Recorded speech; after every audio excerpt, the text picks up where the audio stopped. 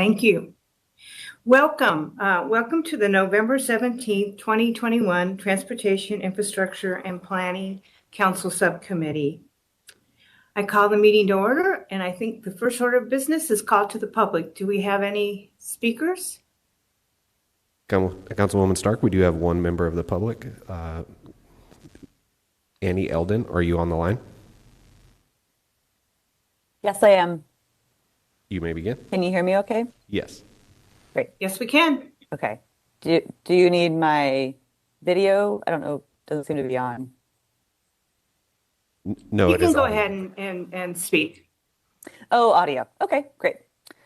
Thank you so much. And good morning, esteemed Councilwoman Stark, O'Brien, Pastor, and Guardado. My name is Annie Eldon. I am a board member for Phoenix Spokespeople, a bicycle nonprofit here in Phoenix. I'm speaking today to request that the City of Phoenix build more safer bike lanes.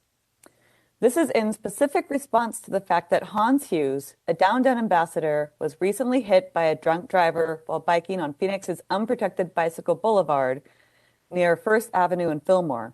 A month later, he died of his injuries. If a downtown ambassador isn't safe on the streets in downtown Phoenix, then nobody is. If the bike lane had been physically protected, Hans might still be here with us today.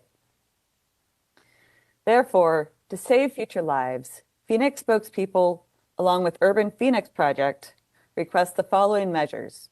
1. Have a physically protected bike lane along the bicycle boulevard on Fillmore between 7th Avenue and 7th Street by December 2022. 2.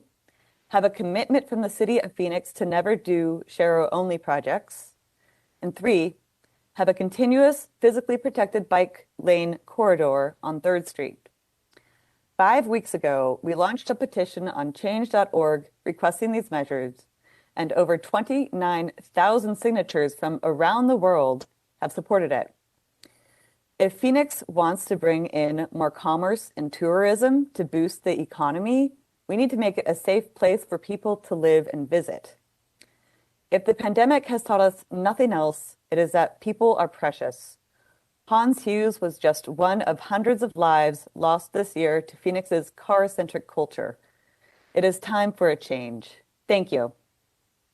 Thank you. I have a quick question, Annie. I didn't catch your bullet point number 2. I apologize. What was that? It is to have a commitment from the City of Phoenix to never do Shero-only projects. Okay, thank you so much. You're welcome.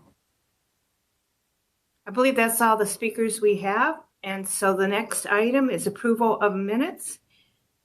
Are there any corrections, or can I have a motion? So move. Second. Okay, all in favor, say aye. Aye. Aye. Great. The next items are information. The next item is for consent. It's item number 2, the Airports Council International North America membership. May I have a motion? I move item number 2. Can I have a second? Second. All those in favor, please say aye. Aye. Any nays? It passes unanimously. Items 3 through 6 are information items only. Does anyone need additional information? Okay, let's move then on to item 7, passenger experience at Sky Harbor. Yes, Madam Chair. Item 7 is an item that was requested by Councilwoman Betty Guardado for a discussion on the passenger experience at Sky Harbor Airport. And here to present on this item is Chad Makovsky, Aviation Services Director. Thank you, Mario. you. Go ahead, Chad. Thank you, Mario. Thank you, Chairwoman Stark, members of the subcommittee. Happy to respond to the request for follow-up information to provide you with a little bit of context about the passenger experience at Sky Harbor.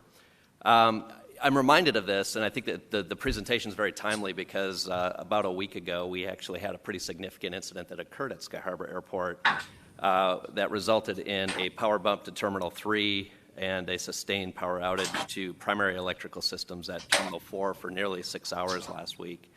An APS technician was conducting an inspection on APS equipment east of Terminal 4 when a piece of equipment experienced a catastrophic failure. And as a result, emergency generators activated as designed to provide essential power to the facility, and we're pleased to learn that the employee was not significantly injured during this event. However, the impacts to the airport and our customers were substantial. We had over 400 delayed flights that day, 100 cancellations, and about 15 diversions. All that said, I am proud of how the entire team, be it aviation staff, our airline partners, concessionaires, our volunteer navigators, and federal agencies responded to this event. And in many cases, these employees stepped outside of their traditional roles to manage really what was an extraordinarily challenging event for the airport and our customers. APS is now working to identify a root cause for the incident, and we will work with them to support modifications that they propose to procedures as well as additional investments to further improve the resiliency of power feeds at the airport. We'd be happy to come back at a future date if the subcommittee requests it to provide more information once we get that data from APS. But that's one event, and it's important to recognize that those events, even though Sky Harbor serves 120,000 passengers, give or take, every single day, as well as all of the employees and related personnel that support services at the airport, we really want to understand more systemically how customers view our airport and the services we're providing. And so with that, you might want to ask, how do we know what our passengers are thinking, or how do we understand our passengers? And really, the event illustrates how important it is that we absolutely have a connection with the passengers we serve. A decade or so ago, most airports in the country really didn't have a solid understanding of who our customers were. They travel through our terminals, but primarily they're engaging with private sector business partners, be it the airlines, concessions, or other agencies as they go about their way through the facility. And generally, airports only heard from customers when they specifically reached out to us or engaged with us. But in 2018, Sky Harbor Airport and the City of Phoenix and the Aviation Department really focused on changing that paradigm. And we contracted with a company called Social Marketology to conduct surveys in our departure gate areas. And they survey about 1,500 to 2,000 passengers per month. This sample size represents a statistically significant population within our traveling public with a confidence level of plus or minus 2%.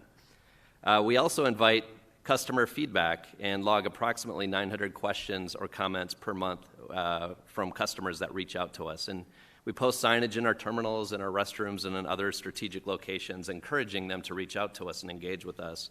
And they do, and you might imagine they reach out to us through a number of different ways, including email, text, web chat, phone calls, social media, and even sometimes through our council offices, among other ways. Our customer sentiment data really gives us good information about who our customers are and why they are traveling through our airport. And once we understand who they are, it allows us to better serve them. You know, for example, we know about 51% of our customers identify as female and 49% as male as they travel through our airport. We also understand a breakup of age group, as you might imagine. And interestingly, we're seeing an increase in younger travelers and perhaps not as surprisingly, a decrease in senior travelers since the pandemic. We're at 38% and 20%, as you can see on this slide. But back in 2019, just before the pandemic, the percentage of the population under age 35 was actually 32%. So we're seeing a little bit of a distribution shift there. And we also track who is traveling for leisure purposes versus business purposes. And you can see there we're at 82% versus 18% split. This has also changed since the pandemic. And in 2019, 68% were leisure and 32% were business. So you can see we have a ways to go to recover our business clientele. So on this slide, I just want to explain kind of the axes before I put the data out there. On the vertical axis, you'll find our overall customer satisfaction scores measured on a scale of 1 to 5. 1 is very poor, 3 would be average, and 5 is very good. So we have nothing below a 3.5, so we wanted to just focus on that side of the scale. And then on the bottom or the horizontal axis, you'll see the months of the year. So back in 2019, this gray line that you see represents overall customer satisfaction with the experience that they had while traveling through Sky Harbor Airport.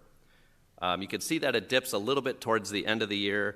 We do believe that was primarily driven by complaints related to Wi-Fi availability during that time and a lack of services. And recall, this was the busiest year on record, so we think that the customer experience dipped a little bit for those reasons, but we actually saw a little bit of recovery going into 2020.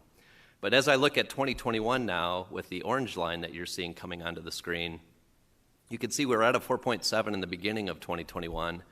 We were in the middle of the pandemic. I think that was very high because very few passengers were traveling at that time, and so the facility space and availability of concessions was adequate to meet the needs of the customers.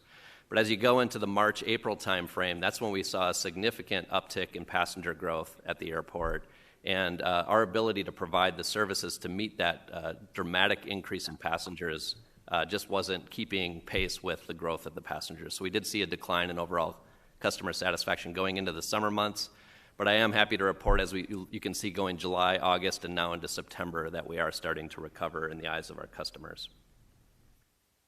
So at America's friendliest airport, we want to measure friendliness, and so this is a question we ask of our customers, and the question is simply this: based on your experience at our airport, how friendly would you say we are as compared to other airports that you travel through regularly? And I'm pretty happy to report that the vast majority of our customers, in fact, nearly 80% of our customers, feel that we are much more friendly than either more friendly or much more friendly than our peer airports. And I'm also pleased to report, as you look at 2019 scores compared to 2021, for example, in the much more friendly category, we go from 29 to 30%. In the more friendly category, we go from 42% to 47%. It suggests customer sentiment is improving as it relates to their perceptions of the services we're providing. Now, I get this is somewhat of a subjective question that we ask, but it does kind of speak to the mood and the mind of the customers as they're traveling through the airport. And so we also wanted to know a little bit more about how our customers interacted with the various concessions offerings we have, and this particular chart depicts food and beverage visits at Sky Harbor.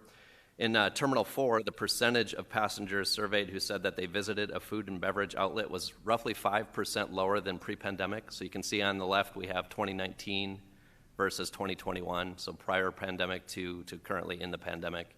So we're seeing a little bit of a reduction there.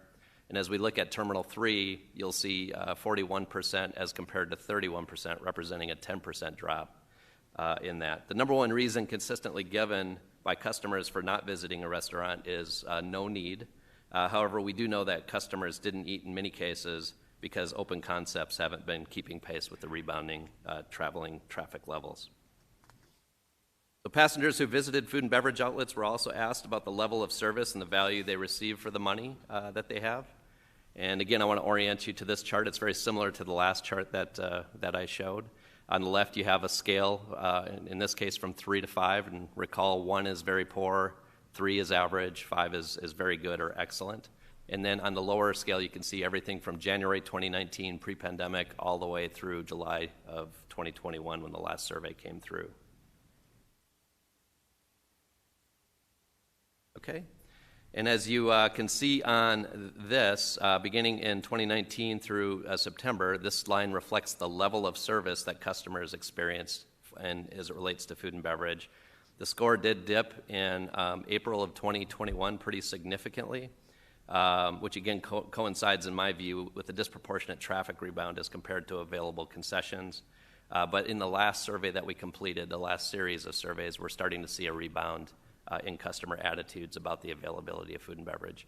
Admittedly, we still have a long ways to go to get the level of concessions, available concessions open to meet the needs of the customers, but I am encouraged to see the customers responding to what we are trying to do to get these concessions open for them.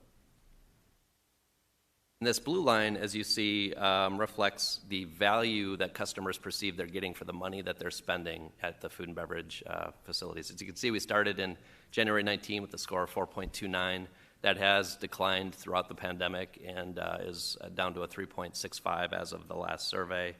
Concessionaires do attribute rising prices to supply chain disruptions and the increasing costs of goods sold in terms of how they're adjusting their prices for the customers.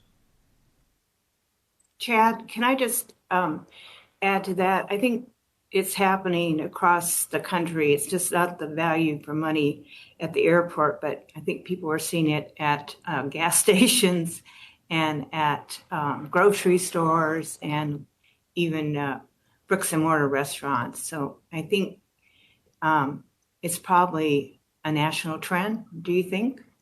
Yeah, thank you, Chairwoman. I would agree.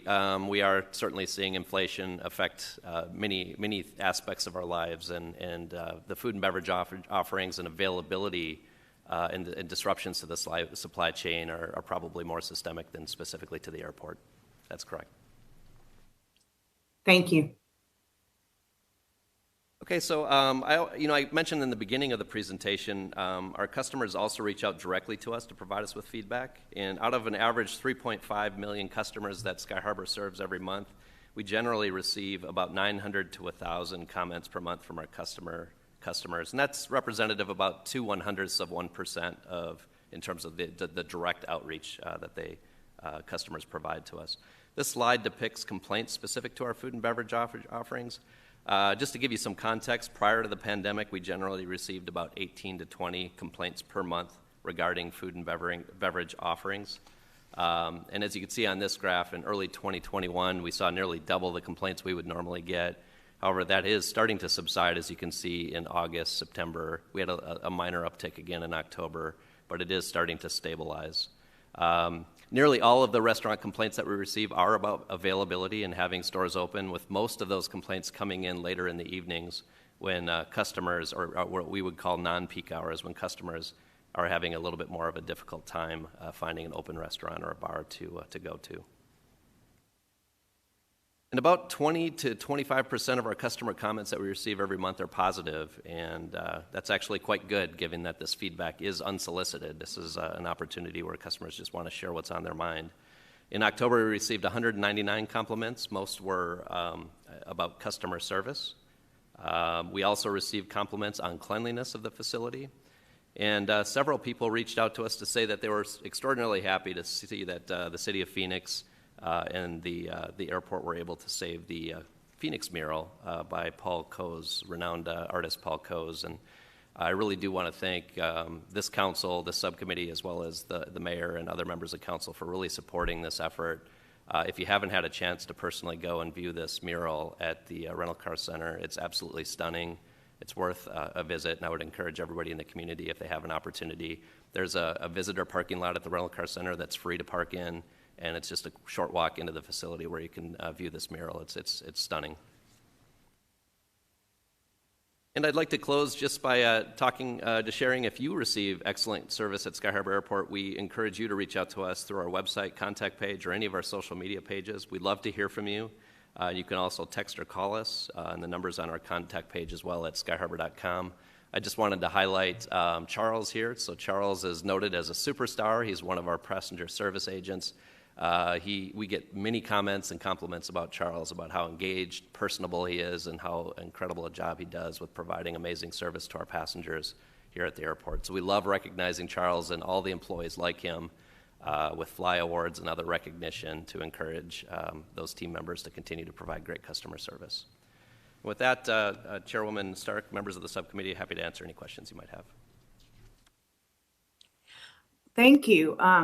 Great presentation. I do have a quick question with regards to the ambassadors program. How's that going?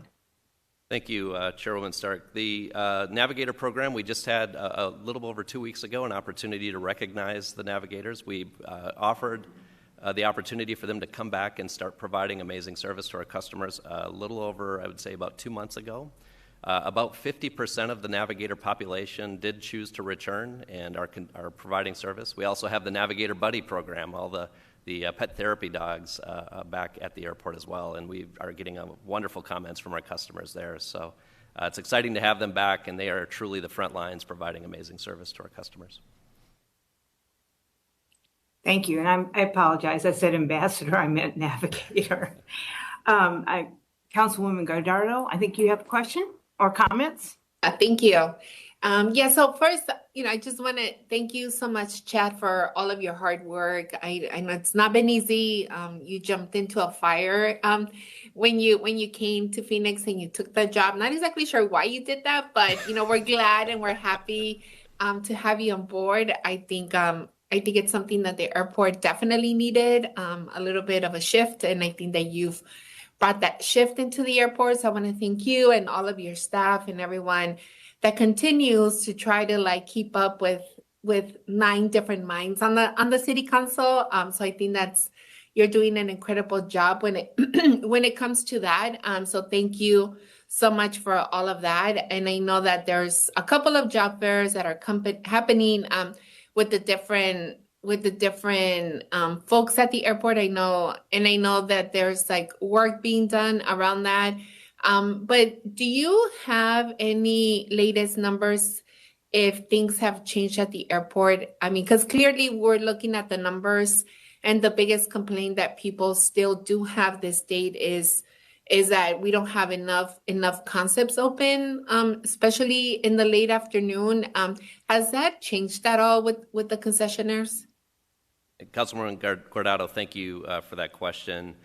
We actually just met with one of our prime concessionaires just yesterday and asked them that very question, how this has been going for them. And the response we've gotten from both of our prime concessionaires anyway has been pretty consistent in saying they're very committed to achieving the council's objectives as set forth in the last formal council member related to ARPA concessions, and they're working hard. In fact, some have doubled their sign-on bonuses in an attempt to get employees to encourage them to come, and prospective employees, I should say, to come to work.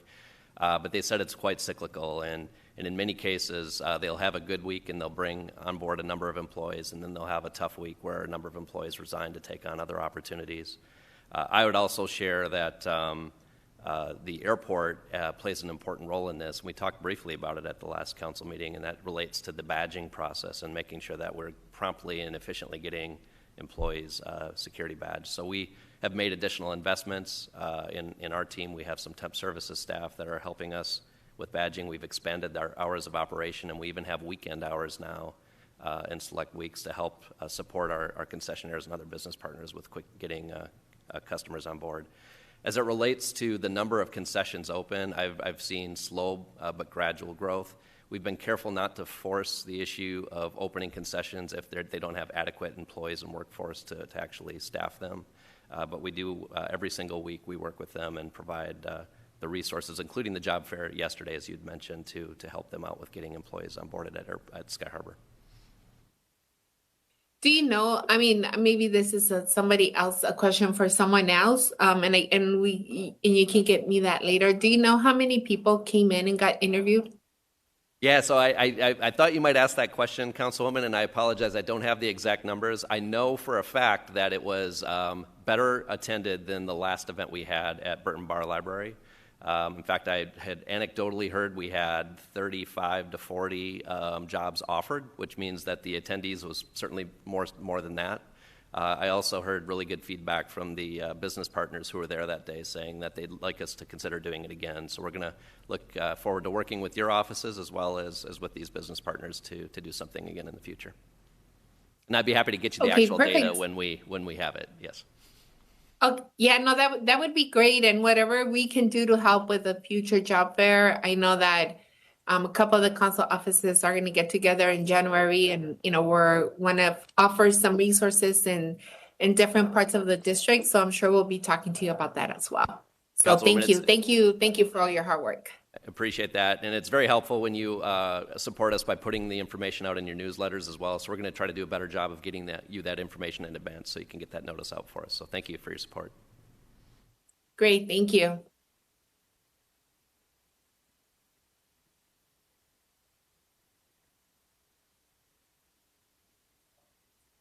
Chairwoman, you're on mute. I apologize. This is the worst habit I have. I'm always on mute. Yes, Councilwoman O'Brien. Thank you so much. I just also wanted to thank you, Chad, for presenting this information and for all the hard work that you and the staff are doing to ensure that our level of service is returning to those great levels we had before. Certainly none of us have ever dealt with the circumstances we've seen over the last 18 to 20 months, and you all should be commended for the work you've done and the efforts you continue to make to provide that to our visitors and our residents. So thank you so much. Thank you, Councilwoman. Thank you, Chairwoman. Thank you, Councilwoman. And I too echo everyone's sentiments. You're doing a great job, Chad. I appreciate it. It's a tough time, not just at the airport, but everywhere. And you certainly have led your group very well. So thank you so much for the presentation. Thank you, Chairwoman. Thank you. Okay, our next item is fire hydrant operation and maintenance. Mario, did you want to introduce? I think we have a large group of speakers. Yes, Madam Chair, thank you.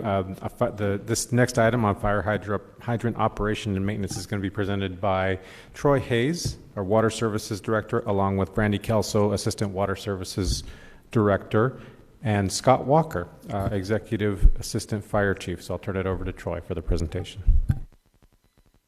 Thank you very much. Thanks, Mario. Chairwoman and members of the subcommittee, today we want to discuss with you some concerns that we have with the fire hydrant program. And we want to have a discussion and show you the best way that we think to address that concern. In 2015, the Water Services Department made some organizational changes within the Water Distribution Division. And as a reminder, that division addresses water leaks and breaks, the water valves, the fire hydrants, and the overall water quality in the distribution system. The organizational change was to solve the issue that the department had with responsiveness in addressing leaks and breaks and not adequately maintaining our valves and hydrants. That change allowed the department to address water valves within the industry standards and addressing and maintaining all fire hydrants in compliance with the National Fire Protection Agency. I have with me today Assistant Chief Scott Walker and Brandy Kelso, the Assistant Water Services Director, who will walk you through the discussion about fire hydrants and the backlog that we've identified through our annual assessments and the best way that we think to address that backlog. Chief. Thank you, Director Hayes. Good morning, Chairwoman Stark and members of the subcommittee. As Troy said, I'm Executive Assistant Fire Chief Scott Walker, and I'm here today to provide the subcommittee with really the fire department's perspective on the value of a comprehensive water supply network, which includes functioning fire hydrants. So for today's modern fire department in an urban setting like the city of Phoenix, a comprehensive water supply with fire hydrants strategically located throughout the city is what separates us from smaller communities and our rural environments. Having an adequate water supply is critical for our success and our mission. While our fire pumpers do carry and bring water to the fire incident, the volume of water they carry is really only designed to start the initial fire attack while we work to secure that uninterrupted water supply. So for the Phoenix Fire Department and the fire service in general, our firefighting tactics are based upon the foundation that we will have access to a water supply. In the urban environment, as I said, this key objective is provided through fire hydrants throughout the city. Securing a water supply is one of the key milestones in our incident action plan. One of the first actions our company officers take when they are dispatched to a fire incident is to begin the process of locating a fire hydrant, finding the closest one to the incident, and assuming that it is in functioning order. So fire hydrants are strategically located throughout the city, and this is dictated by the fire code. So the fire code requirements are based on several factors. These include occupancy types. For instance, a large hazardous material warehouse would be required to have several fire hydrants around the facility because we may need large volumes of water to fight a fire in that business. Also, based on the size of the properties, a large Amazon warehouse, for instance, would have fire hydrants around the property to the rear and all sides. Additionally, that warehouse may only have doors on one side, so we will need to make sure we have working fire hydrants where we can get access into the building if a fire were to occur. And then finally, one of the most important factors is really the amount of fire hose we carry on a fire truck.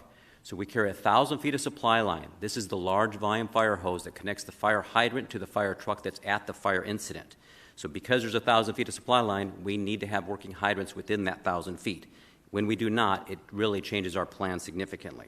Because these fire hydrants are strategically located, when just one hydrant is out of service, the impact can be significant. So what are those impacts to us and our plan? So for the responding fire companies that are making decisions and plans in minutes and often seconds, pulling up to a fire hydrant that is out of service will often result in the entire plan needing to be adjusted. While we will react accordingly, this may and will cause a delay in the fire attack. If the closest fire hydrant is out of service, this key milestone of securing a water supply will now be delayed, causing a ripple effect in the plan. A different apparatus may need to secure a water supply from a different direction. We may need to use multiple fire trucks to what we call daisy chain. That's several trucks connecting their supply lines in order to get that water supply to the fire incident. As you can see, these impacts can be significant, and with today's synthetic materials and combustibles causing fires to double in size every 60 seconds, any delay to that fire attack will increase the risk to any potential victims and to our firefighters trying to effect that fire incident and that rescue plan. So with that, I'm now going to turn over to Assistant Director Kelso. Thank you, Chief Walker, Madam Chair, and members of the subcommittee. The Fire Hydrant Maintenance and Repair Replacement Program is in place to ensure regular, consistent execution of preventative maintenance, inspection, testing, repairs, and replacements of over 55,000 hydrants citywide. As Mr. Hayes mentioned earlier, the Water Services Department reorganized the distribution crews in 2015 that allows us to have a more focused approach on fire hydrants. Our approach is basically twofold. One, preventative maintenance. This includes pressure testing fire hydrants to check for leaks and confirm that all the parts are in working condition. If issues are found during the PM task, then a work order is generated to have the fire hydrant either replaced or repaired. In 2014-2015, the Water Services Department completed 1,234 fire hydrant PMs. If you compare that to last fiscal year of 2020-2021, the department completed over 42,000 PMs. A PM crew consists of one crew person that is able to complete about 25 hydrant PMs per day. For fire hydrant repairs, they vary in the type of work that is performed, including replacing a gasket, painting, or replacing a port or the bonnet on top of the fire hydrant. A repair crew consists of 2 people and can complete about 45 hydrant repairs per week. Replacements are much more difficult, and the crew consists of 3 people, and they complete about 5 to 6 replacements per week. In fiscal year 14-15, the Water Services Department completed about 800 hydrant repairs and replacements. When we compare that to fiscal year 2021, over 3,000 repairs and replacements were completed. This increase in PMs, repairs, replacements show the efforts of the department to enhance the fire program. So what does the program include? Primarily, it is to have fire hydrants that are working properly and available for firefighting purposes. In order to achieve this, the Water Services Department follows the National Fire Protection Association recommendation to complete preventative maintenance on each fire hydrant every year. The Water Services Department is also working towards the goal of completing all repairs and replacements that are identified within 30 days. However, due to the current backlog, this goal is not being met. Therefore, the department has set a new goal for this year to complete all backlog within 1 year. As of September, the backlog includes 1,686 repairs.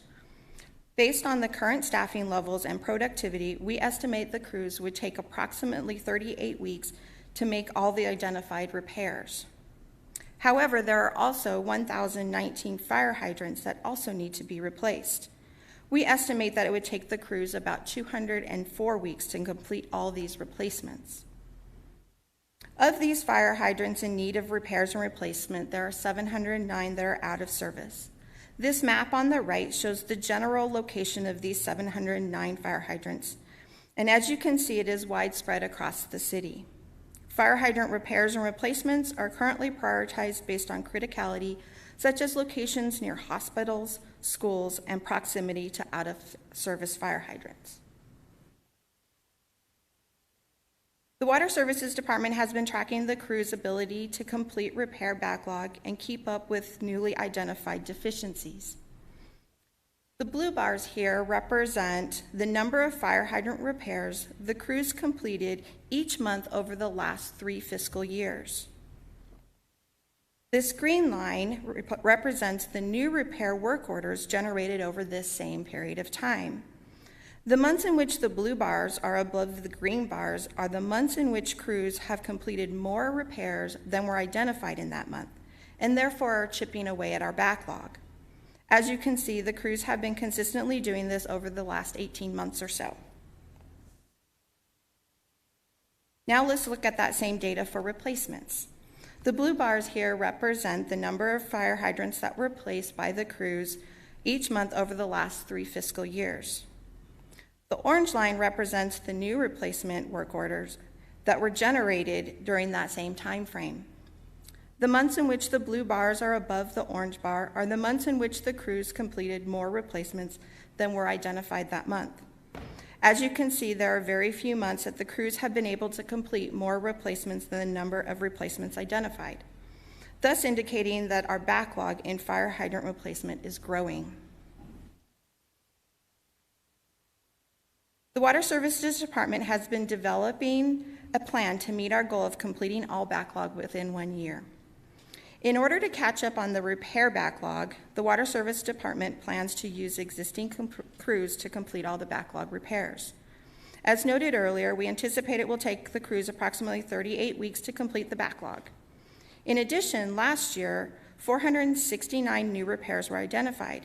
If the same relative number of repairs are identified during the next fiscal year, then the estimated crews could perform all the backlog and the new repairs within the time frame. Overtime could be used on a week-by-week basis, depending on the number of repairs identified, to ensure that we meet this goal. To meet the replacement goal, the department is planning for a combined approach.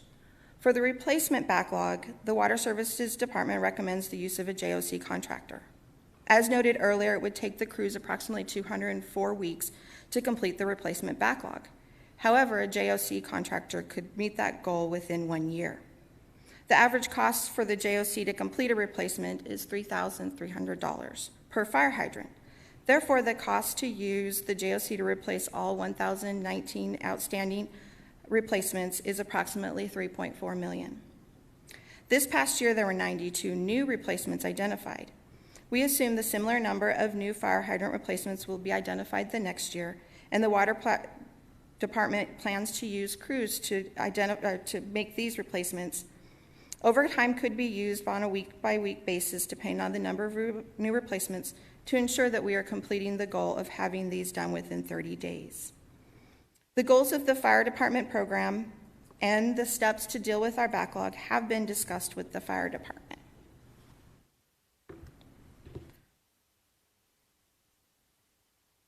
Thank you, Brandy. Chairwoman Stark and member subcommittee, in closing, I would like to just say from the fire department's perspective, as ultimately we are the end user of the fire hydrants in the city, and our mission is impacted when they're out of service, and ultimately the safety of the community can be impacted as well. We are in strong support of the Water Department's plan to try to repair and catch up these fire hydrants so that our mission will not be impacted in a negative way. Thank you. With that, Chairman, we can take Thank you. questions. I'm sorry. Thank you. Actually, I do have a question. I have noticed a hydrant that says out of service. It's at 3rd Street and Bell, and it's been that way for about a year, and it's by a fairly large commercial center. Can you just reiterate what happens when you have a fire hydrant out of operation? What might happen if there was a large fire there? There's several restaurants in that complex. Chairwoman, yes, I'd be happy to. So that example of that picture is a real fire hydrant, as you said, in your council district. So what happens is when we leave the station, dispatch to a fire incident, we assume the fire hydrants are working. It's not something that our map would tell us that hydrant is out of service, so we would make our plan built upon that. That plan is usually built in about 30 to 60 seconds. Fire truck pulls up. They see that red tag. If it has a red tag, that's a bonus. If we see that, their plan is skewed. That first engine company now is going to have to rethink their plan, reassign companies, because, for instance, as you said, in a commercial building, multiple restaurants, multiple large stores, that is a significant incident that can grow rapidly and takes a lot of resources, and that plan will be impacted. And so that fire will grow faster, and it will have an ability, or really limit our ability to attack the fire as we had planned. So it really is a significant incident when we pull up and we see a red tag, and even worse is when we pull up and we actually try to attempt to take a hydrant that's out of service, because we don't know until we try to turn it on, and then we find out there's no water in it. So that's why we are in such strong support of repairing the fire hydrants. Thank you. I appreciate that. I just wanted to make sure that everyone knows this is a critical issue, and that we have to make sure we're helping our fire department out. So I truly support what you guys are recommending. Are there any other comments? Any questions? All right. Well, thank you then. I appreciate it. Oh, Councilwoman O'Brien, did you have a comment? Oh, no, ma'am, I'm sorry. Okay, thank you. Our next agenda item is the 2022 state and federal legislative agendas. Yes, Madam Chair, thank you. Item 9 is going to be presented by Frank McCune, our Government Relations Director, and along with Frank are Eric Godinho, Federal Government Relations Manager, and Lauren Armour, State Government Relations Manager. I'll turn it over to Frank. Thank you.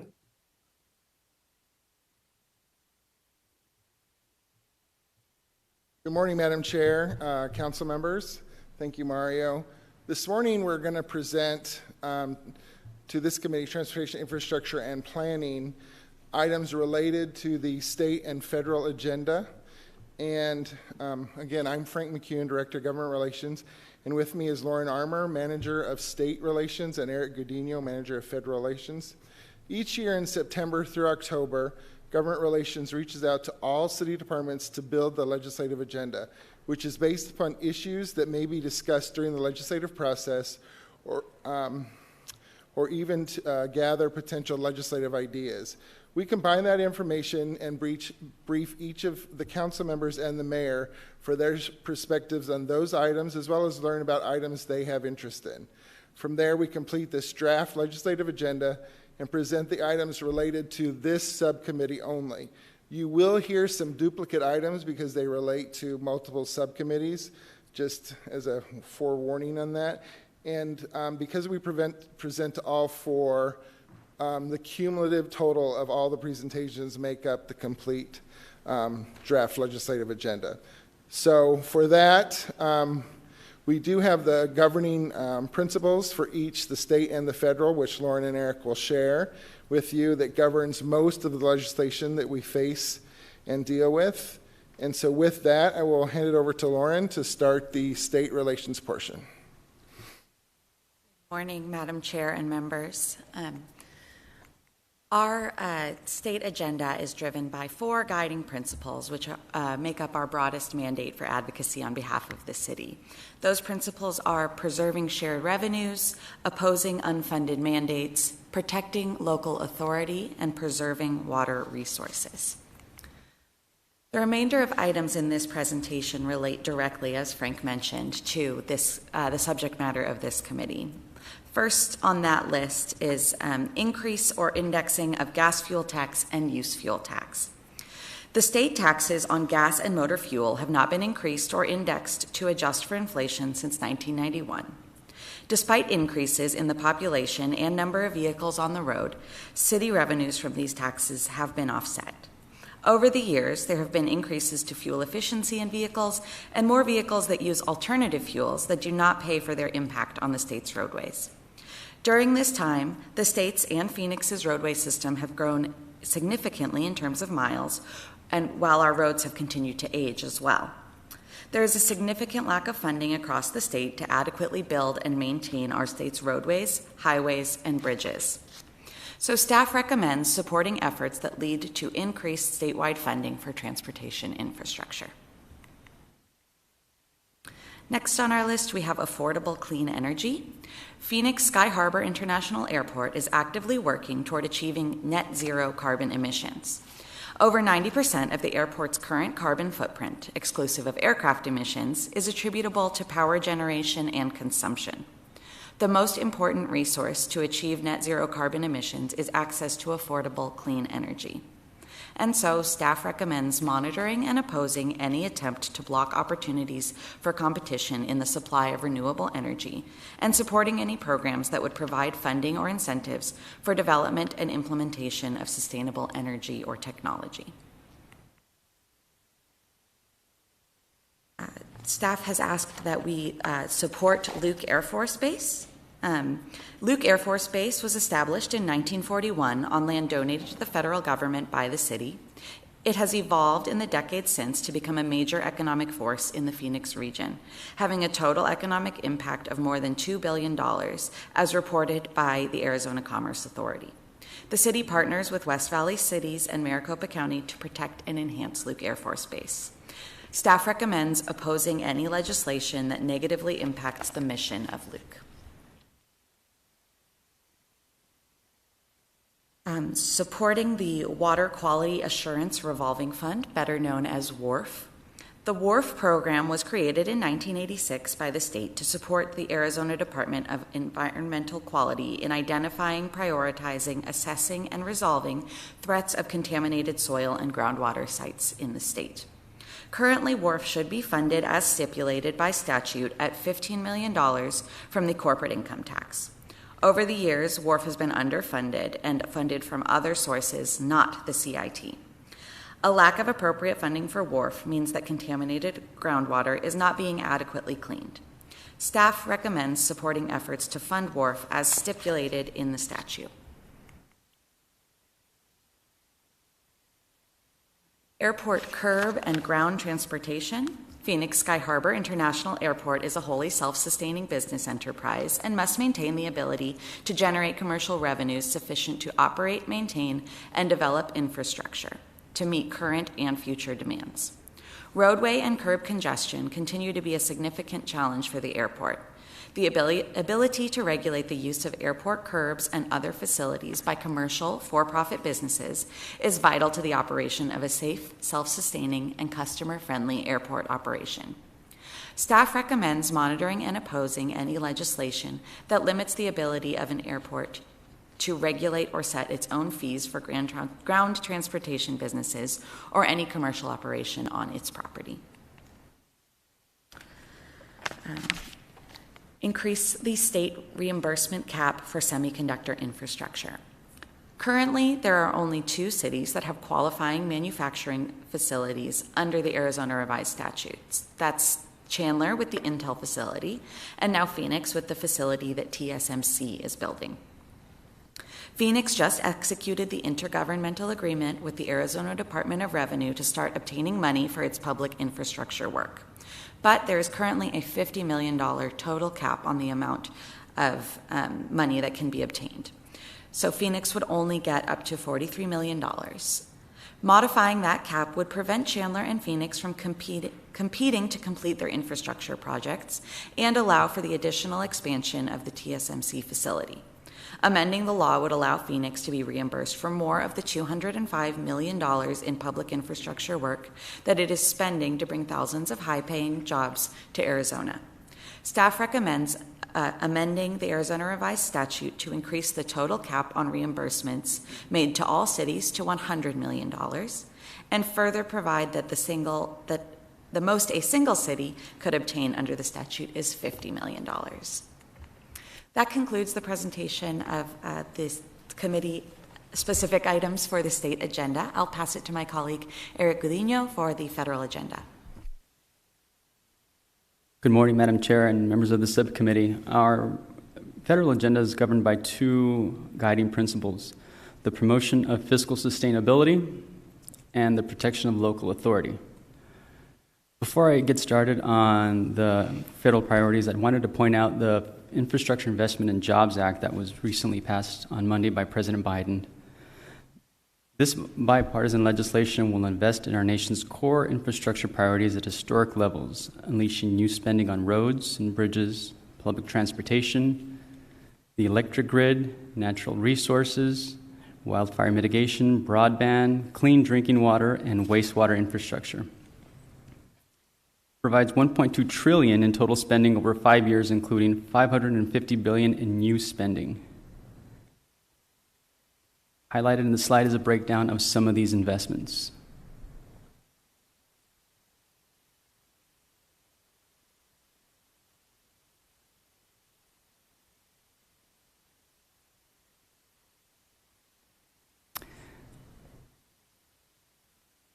I'd like to now present our federal priorities to the relevant to this subcommittee. From our aviation department, their federal priorities include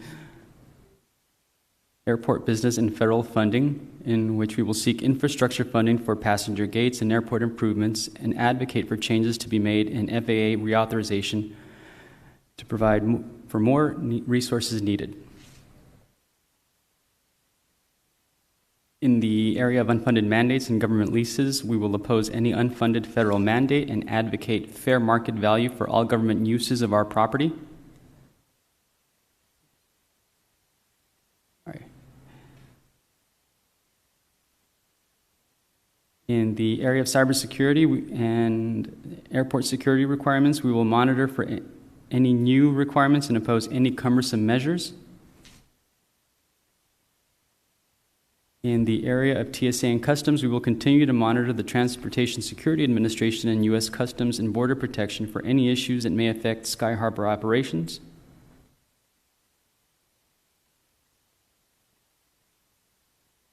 We will support any legislation that provides funding to implement the Comprehensive Asset Management Plan, which serves as our growth plan for the airport. For airspace management, we will monitor the Federal Aviation Administration and any proposed legislation that may affect airport airspace. For sustainability, we will support competition in the supply of renewable energy and funding for zero-emission vehicles and related infrastructure at our airports. And in the area of advanced air mobility, we will support efforts to provide funding to cities to plan for this transformative airborne technology to transport people and goods. Federal priorities for our public transit department include high-capacity transit, in which we will support efforts to obtain capital investment grant funding for light rail projects. For the alternative fuel tax credit, we will support efforts to extend the credit and maintain it annually. This credit provides approximately $3.2 million annually for city bus operations. And for public transit buses, we will seek funding to replace our aging fleet and deploy electric buses. Our streets transportation department, we will seek federal funding for their local surface transportation funding priorities, which include a host of large-scale projects throughout the city. Federal priorities for our water services department include system conservation by supporting dedicated funding for Colorado River system conservation programs, which provide certainty for the delivery of Arizona's Colorado River supplies. Support intentionally created surplus, which is a mechanism to encourage the conservation of water supplies in Lake Mead. Support Bureau of Reclamation efforts for a feasibility study of a modified Bartlett Dam.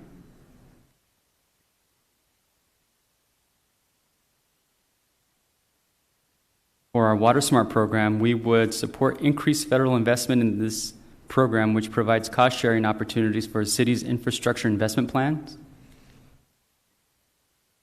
And for forest restoration, we would support funding for forest restoration activities which provide source water quality protection for the Salt and Verde River watersheds.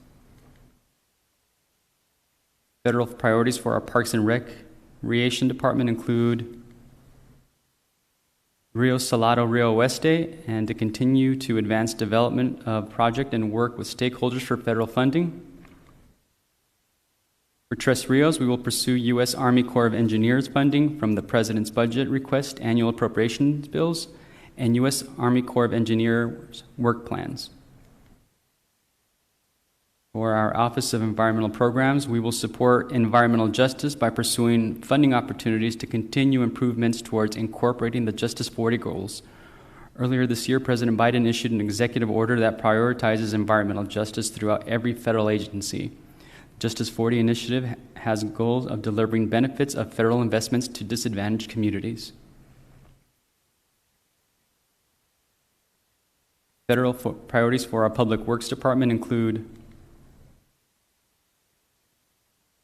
pursuing funding to assist with building flood mitigation and stormwater infrastructure. For recycling and composting, we will support legislation that provides funding for infrastructure, education, and outreach for recycling, composting, and all circular economy initiatives.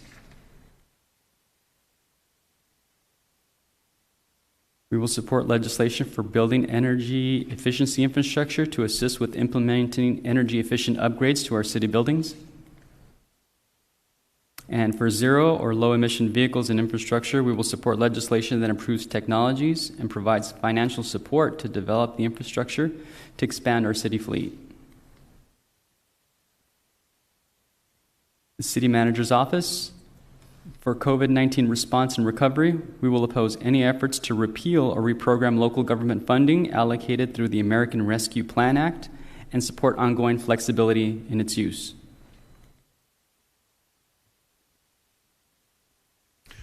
Madam Chair, committee members, that concludes the presentation of the recommendations for the state and federal related this year to this subcommittee. And we're open for questions if you have questions at this point. Yes, thank you. I have one, and then I think Councilwoman Gallardo also has a question first. On the infrastructure bill, do you have an idea of the breakdown for flood control projects and for traffic safety investments? Or if you don't have it yet, maybe you could get that information to me. Councilman, it's going to be difficult at this point to obtain kind of estimates because $550 million of the bill was new spending, whereas $650 was already allocated through appropriations, which means through formula funding. Okay. So a large majority of the $550 million will be through competitive grant processes. Okay. All right. Thank you. Councilwoman Gallardo? Thank you. Yeah, my question was also on transit. You talked a little bit about electrifying our fleet, and can you just explain a little bit more what the goal is and how are they expecting to put money into the state of Arizona, or what's the vision for that? Councilman, the new infrastructure bill did allocate quite a large number of funding for electric vehicles, so we're going to be following that closely as the relevant department agencies, through rules, work out the funding formulas. So we'll be competitively seeking funding to implement those electric vehicle programs that we want. Okay. And then, are you guys then talking then to Mario and to other folks in transportation? Because I know that we've been hearing, from the department, that there's a lot of concerns about how the electrical vehicles are going to be costing more. Do they know that this money is, that there's a potential of this money coming down, and that we should be able to move towards electrical vehicles? Councilwoman Guardado, Madam Chair, this is Mario Paniagua, and just in response to your question, I did want to mention that yes, absolutely, there's significant funding available in the bill, in the federal infrastructure bill, for electric buses in particular, as well as electric vehicles and charging infrastructure. And so the Public Transit Department will certainly be seeking that funding for the transition to electric buses as we move that forward. We still have a lot of work to do in terms of evaluating the technology of the electric buses and making sure that those are ready to go. But absolutely, we'll be seeking that funding to help us bring electric into our fleet. Okay, great. Okay, thank you. Are there any other questions? I think we need a motion then. Motion to approve? Second. You got a motion to approve and a second. All in favor, say aye. Aye. Aye. The motion carries unanimously. Next on our agenda is call to the public. Again, is there anybody else wishing to speak? Councilwoman Stark, members of the subcommittee, we do not have any additional people registered to speak.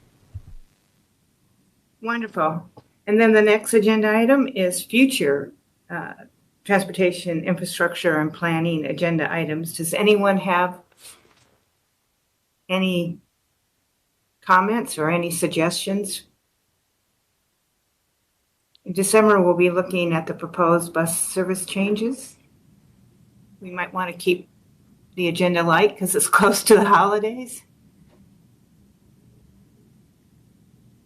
Madam Chairman, Oh, yes. this is Councilwoman Pastor. Yes.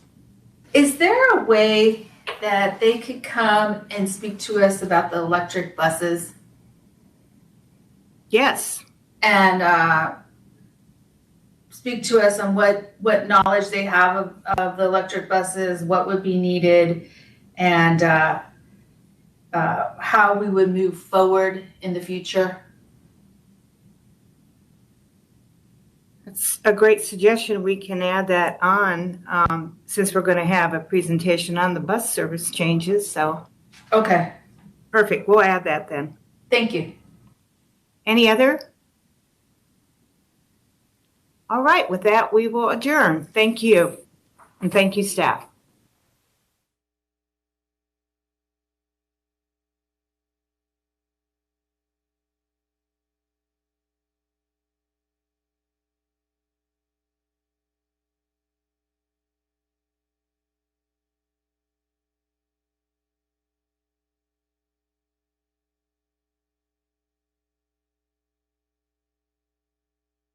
Valley Forge. I'd also like to mention